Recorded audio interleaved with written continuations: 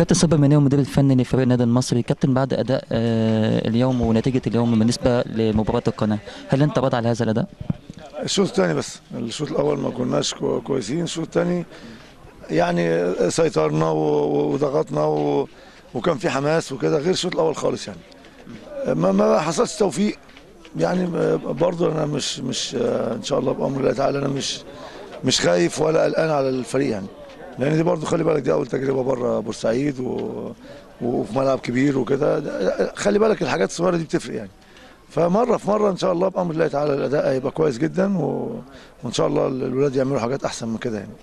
كابتن، انت شعرت او اشعرت ان لعيبه الفريق كانت متخوفه مع بدايه اللقاء؟